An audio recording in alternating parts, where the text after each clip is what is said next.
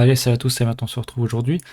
Pour la vidéo de la semaine, on va parler des alts, on va les regarder pas mal, on va parler aussi évidemment de BTC vu le move qu'il y a eu hier et la panique qui commence à s'instaurer.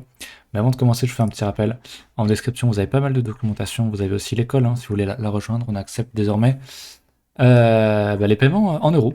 Donc je sais que c'était un gros frein pour certains, donc maintenant c'est possible via un compte PayPal, et même si vous n'avez pas PayPal, vous pouvez rejoindre, donc n'hésitez pas à checker ça. C'est en description. Quoique non, c'est ainsi c'est en description, mais du coup, j'ai pas mis la bonne vidéo. Faut que je change la description de base pour remettre la nouvelle vidéo. Mais sinon, on l'a posté il y a pas longtemps. Si jamais vous avez des questions, vous pouvez venir sur Discord aussi. Il est assez actif, il y aura des vocaux qui vont être organisés, donc n'hésitez pas à passer. Voilà. Du coup, on va commencer par BTC en hebdo. Quand même, faire un petit point. En hebdo, bon voilà, on a rejeté quand même pas mal.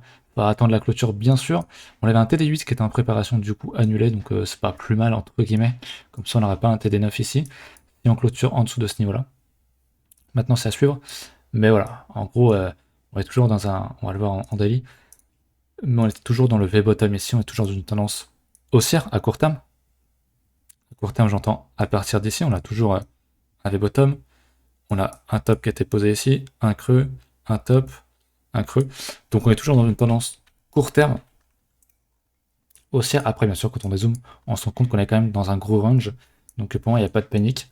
Tant qu'on ne casse pas cette grosse zone de support, qui est donc la zone des 40 000, 40 à 43 000, que j'avais déjà décrite il y a bien longtemps. Pour l'instant, on bute dessus. Alors sur Bistamp, on touche pas la zone. Mais sur le H4 ici, j'ai Binance. Et on touche déjà ma zone d'imbalance, plus le Vegas Daily qui est en bleu ici. Donc ça en faisait déjà un point clé que j'avais abordé déjà quand on était dans ce coin-là, si jamais on devait chercher un achat en 4 dump. Donc je suis assez content que cette zone ait fait. Maintenant, ça veut pas dire que c'est le bottom, mais voilà, on corrige, j'ai envie de dire sereinement. C'est un marché, vous le connaissez, qui est très volatile, qui est très leveragé. Donc c'est normal d'avoir des grosses bougies comme ça qui font peur. C'est le but du marché. En soi, on est toujours en tendance haussière court terme ici. On a un creux là, on a un creux là, on a un creux qui pourrait être là pour l'instant. Des sommets, voilà, toujours dans une tendance haussière. Donc oui, on va pas monter tout le temps en ligne droite, c'est pas possible. Donc il faut descendre, faut faire un petit peu peur aux gens, les faire vendre pour remonter derrière. Donc, ou alors on instaure ici un top et on ira casser ce niveau-là. Et j'y crois moyen, c'est pas le scénario privilégié pour l'instant. Par contre, si on casse cette zone-là, si on fait un nouveau plus bas que les 37 000, là par contre, je commencerai à y songer sérieusement. Mais pour l'instant, c'est pas le cas. D'autant plus que niveau Fundig, on était repassé un petit peu négatif, ce qui est normal, vu le mouvement. Maintenant, voilà, on va falloir voir comment on va réagir maintenant. Euh, on est sur un Fundig qui est globalement plat. Alors, je suis que en 4 heures, mais de toute façon, même si je me mets en hebdo, on voit que globalement, on est quand même très loin de ces niveaux-là. Donc, je crois pas qu'il y ait un FOMO massif à l'achat. Il y avait un FOMO ici à la vente, on l'avait dit. On s'attendait vraiment à un retournement qu'on a eu. On allait dans nos zones de TP, qu'on a évoquées depuis un bon petit moment.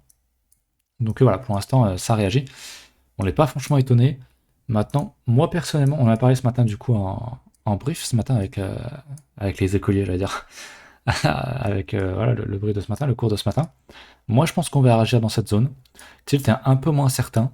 Enfin, lui pense qu'on ira plutôt vers le bas. Moi, je pense qu'on a peut-être trouvé un bottom ici ou qu'on ira légèrement plus bas. Mais dans tous les cas, je pense pas qu'on casse ce niveau-là. Tilt est un peu moins sûr de ça. Donc voilà, les avis divergent. Mais pour l'instant, on n'a pas vraiment d'éléments qui nous permettent de dire si oui ou non on va aller plus bas ou pas.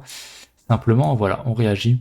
On l'avait dit, on est dans une zone qui est quand même propice aux shorters. C'était pas une zone pour acheter, on l'avait dit, c'était plutôt une zone pour prendre des profits. Et voilà, ça se concrétise. Donc pour l'instant, pas grand chose à ajouter sur BTC. À ce niveau-là, en H4, on est dans le Vegas H4, en gros, si on prend pas en compte la mèche. On a quand même, ouais, c'est quand même violent ce qu'on a fait. Je sais pas comment on l'a fait là en une journée. Moins 20%, c'est quand même pas dégueu. Donc va falloir voir maintenant, attendre qu'on fasse des structures, etc., etc. Mais on y reviendra un peu plus tard.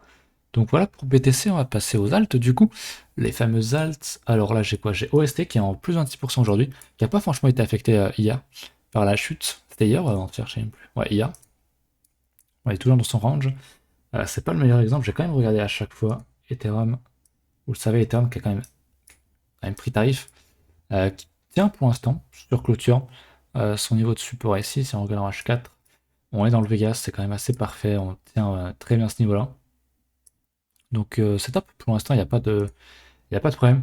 Là où ce serait inquiétant, les premiers éléments inquiétants, ça serait si jamais il cassait ce niveau-là, cette grosse zone de support, mais là encore, voilà, il y a encore un gros niveau ici, plus le Vegas Daily. Donc honnêtement, ouais. Honnêtement, Ethereum a de la place, hein. En même temps, il était vraiment dans un V-bottom, donc il faut un peu de volatilité à la baisse, faut faire peur, faut choquer un petit peu. On était proche de la TH, voilà. À voir comment ce qu'il va régir. Le, le- le truc idéal, ce serait qu'il fasse ça, ou qu'il range pour casser. Et voilà, s'il consolide sur ces niveaux-là, sous l'ancien ATH, ça serait quand même plutôt bon signe, surtout s'il y a du volume avec la cassure. Mais pour l'instant, pour moi, il n'y a pas tout le scénario de la hausse n'est pas remis en question, hein. Faut attention au biais de confirmation. Dézoomer, passer en daily, en hebdo, regardez vos structures, et voilà, vous comprendrez rapidement que oui, il y a de la volatilité, il y en a à la hausse, il y en a à la baisse. Donc ce qui s'est passé ici, finalement, on a juste ravalé la semaine d'avant, donc c'est pas non plus exceptionnel. Donc sur Ethereum, voilà, faut consolider maintenant, tout simplement. Je voulais parler du coup de Algo, qui lui n'en a rien à foutre. Mais alors vraiment, bon, il a été quand même un petit peu violenté hier, mais derrière, hop, il repart à la hausse. Il est proche de faire un nouveau plus haut, donc voilà, on a une belle résistance. On a tapé une fois, deux fois, trois fois, on y tourne pour la quatrième fois. Il en a un peu rien à foutre du marché. Donc très clairement, je pense qu'il peut aller casser. En hebdo, on va aller regarder ça. Il est déjà en plus, ah oui, il était déjà sur ma zone de prise de profit ici, donc il faudra que j'en trace une autre. Je vais chercher cette vague-là. On va regarder ici, donc ouais, en prochaine target, je dirais les 3.24. Ça me semble être une très très bonne cible pour, euh, pour ceci, sinon je vais décaler. Je ne vais pas pouvoir le prendre. Hop, si je décale ça, voilà, ça nous fait une plus grande zone. Donc j'ai mes targets, mais Algo est très fort. Algo, c'est comme le fetch, je crois. Le fetch, on n'avait pas grand chose à foutre non plus du marché. Que je le retrouve. Ouais, le fetch, c'est pareil, ils ont un peu la même tronche. Lui, il est en train de taper un nouveau plus haut, donc c'est pareil, il est en train de confirmer. Donc s'il confirme en hebdo ici, franchement, c'est top, hein. Très très fort, très très forte tendance haussière. On voit bien que les majors et les mid-cap commencent à se décorréler un petit peu du BTC. Et c'est bien. Ensuite, ça devrait logiquement être autour des sheets. Donc c'est super. C'est super, c'est super. J'avais noté quoi d'autre? J'avais noté le TRX. On va demander de regarder ça dans les commentaires. USD. Hop. TRX en hebdo, bah, c'est pas si mal. On avait la grosse structure ici qui a été cassée, on avait déjà dû en parler. Et sur le plus court terme, bon bah c'est un peu comme les autres, hein. On est sur une grosse zone là de support, que je vois bien. Hop, comme ceci. Il n'a pas forcément retagué pile poil, mais tu as des gros niveaux ici aussi. Donc, et il a tagué une zone de support, il y a le Vegas aussi. Voilà, pour moi, tant qu'il va pas chercher trop bas, tant qu'il casse pas les 0,6 et qu'il va retaper son support, j'ai envie de dire la tendance est toujours haussière, on a toujours un creux ici. Bon, il y a un creux ici qui a été cassé, mais on a vraiment de la marge ici. Sinon, un sommet, pour moi, est toujours dans une tendance haussière, c'est quand même la base. On retrace. Voilà, je suis en log, mais en linéaire. En linéaire, on a quand même retracé quasiment 50%, donc c'est déjà pas si mal en vrai. Maintenant, il faut construire, hein, ça se fait pas comme ça. La tendance, les tendances haussières sont souvent longues, hein, je dis, et puis souvent, hein, quand on descend, ça se fait très très vite. Donc attention à ça. Mais le TRX en soi n'a pas cassé ses supports, malgré la violente baisse d'hier. Donc voilà, tant qu'il tient les niveaux des 0,7, pour moi, y a pas de problème. Ça serait même plutôt une bonne entrée techniquement en termes de price action sur ces niveaux-là, donc pas mal le TRX. On avait ensuite, je vais regarder peut-être plutôt ici, le ADA qui est très propre, mais c'est pas ce que je voulais regarder.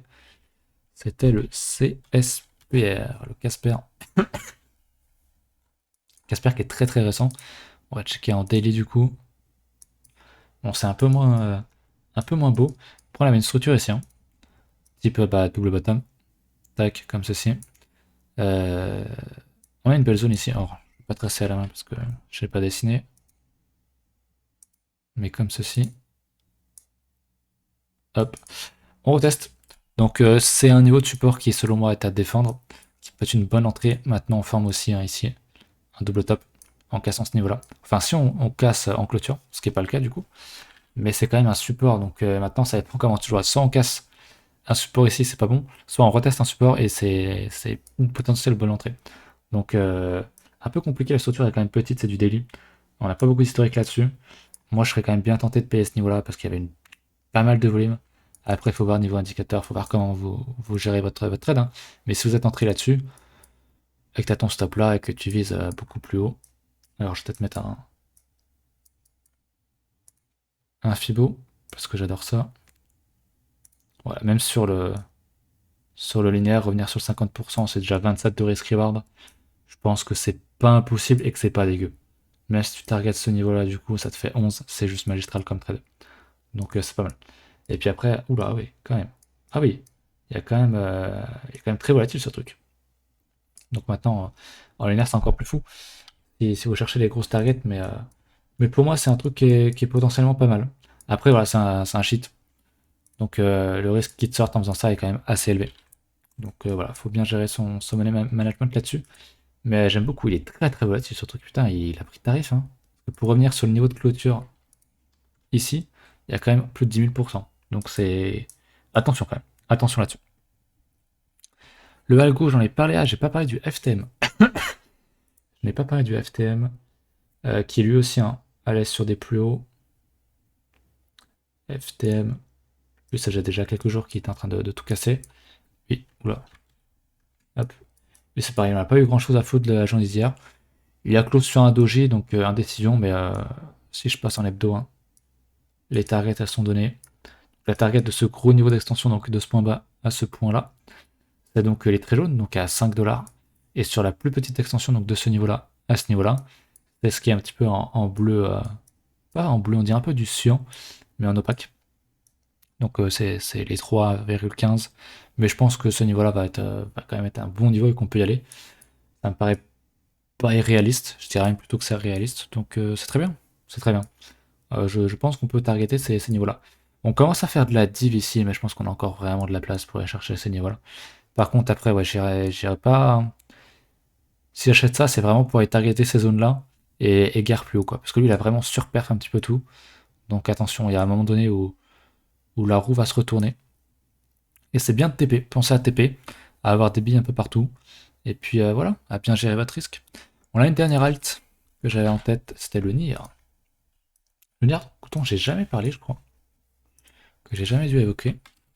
Il y en a tellement des cryptos aussi, hein. Je vais regarder si en termes de... en daily.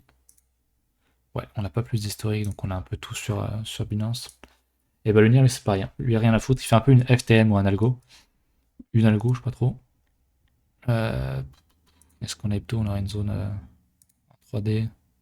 Je traçais une zone comme ça. Hop, zone de résistance qu'on a cassée. Vraiment, bah, en mode V-bottom, hein, ce qu'on disait, hein. Je m'attendais sur BTC, mais sur les alts, c'est pareil. Binance a fait. Pardon, Ethereum a fait pareil. V-bottom. Et je pense que c'est ce qui va sans doute arriver sur les sheets et même sur Ethereum. Il est retombé, il a retracé, mais je pense qu'il y a quand même une bonne probabilité qu'on casse et qu'on aille chercher plus haut, hein, parce que les webdom, c'est ce qu'il y a de pire, entre guillemets. Parce que là, tu as une descente qui est quand même assez enfin, rapide, qui prend du temps, qui se fait en plusieurs vagues. Donc, tu as des gens voilà, qui ont des stops ici, qui ont sauté, qui ont eu des stops ici, qui ont sauté. Tu as des stops ici, qui ont sauté. Et derrière, tu as le cours qui monte, qui monte, qui monte. Donc, ils se sont fait sortir là. Et tu as le truc qui monte, et c'est ce qu'il y a de pire. C'est ce qu'il y a de pire, c'est ce qu'il y a de mieux du coup pour tuer les gens. Et ça marche plutôt bien. Donc, le NIR, très très propre. Très très propre. Bon, on va regarder quand même les niveaux d'extension, les targets. Alors j'ai juste vérifié. Le plus bas est à 0,5. Est-ce que c'est bien ça ici? Ouais, c'est ça. Hop. Je vais le mettre en jaune. Hop. Pour moi, les premières zones de target, hein. Vous le savez, entre le 1,272 et le 1,41. Pour moi, tout ça, c'est une zone de prise de profit. Dans quelle couleur je vais le mettre? Je vais le mettre en résistance. Là-dedans, clairement, je prendrai des profits. Même si on peut aller bien plus haut, mais prendre un petit peu de profit, mettre ailleurs. Alors du cash de côté, c'est toujours intéressant. Très très costaud le NIR. J'aime beaucoup ce qu'il nous fait. Il y a du volume en plus à la gassure, donc c'est pas, je suis pas en mode attention, c'est chaud ou quoi, il y a vraiment beaucoup de volume, donc beaucoup de volume, sachant qu'en plus, et hier il y a un gros mouvement baissé sur BTC, donc ça montre qu'il est vraiment vraiment vraiment strong. Et c'est une bonne chose. Il y a de la diff qui est en train de se créer, mais honnêtement je pense que ça va être invalidé assez vite. Donc c'est bien. C'est bien pour le NIR. Honnêtement, il y a vraiment vraiment du volume, donc c'est top. C'est top. Voilà pour les alts, j'ai fait le tour de ce que je devais regarder. Voilà, que dire? Que dire? N'hésitez pas à venir sur le Discord. Il y a du monde. On est là, on est assez présent, on discute. Donc je pense que c'est une bonne chose. On a un Twitter aussi. Je le dis pas souvent, mais pensez à aller vous abonner. Laissez un petit commentaire si vous avez des questions, si vous voulez que je regarde une alt pour la prochaine fois. Ou tilt, ou qu'importe. Et puis voilà, écoutez, on vous attend sur le Discord, à l'école si vous êtes intéressé. Et puis voilà, je vous dis à bientôt. Salut.